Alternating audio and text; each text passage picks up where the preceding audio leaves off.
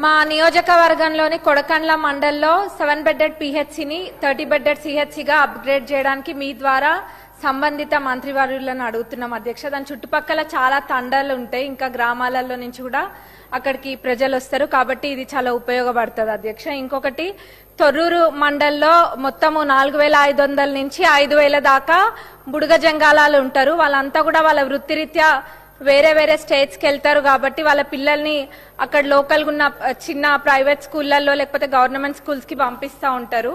వాళ్ళందరికీ కూడా SC hostel sanction అయితే వాళ్ళ పిల్లలకు కూడా భద్రంగా ఉంటదని చెప్పి వాళ్ళందరూ ప్రపోజల్ పెట్టమని అడగడం జరిగింది అధ్యక్ష. మీ ద్వారా సంబంధిత మంత్రివర్యులని అడుగుతున్నాం. ఇంకొకటి, ఆర్ఎన్బి రోడ్స్ కి సంబంధించి మా దగ్గర ప్రధానంగా 3 రోడ్స్ ఉన్నాయి అధ్యక్ష. ఒకటేమో తొర్రూరు టు హర్పిరాల ఒకటి ఉంది, ఇంకొకటి మురిపిరాల టు జఫర్గఢ్ ఏమో అదొక 20 కిలోమీటర్ల దాకా ఉంటుంది అధ్యక్ష. అది చాలా అత్యవసరము. ఇంకా మైలారం టు గుత్తూరు కూడా అదొక 13 కిలోమీటర్ల దాకా ఉంటుంది అధ్యక్ష. అది కూడా మీ ద్వారా సంబంధిత మంత్రివర్యులని అడుగుతున్నాం అధ్యక్ష.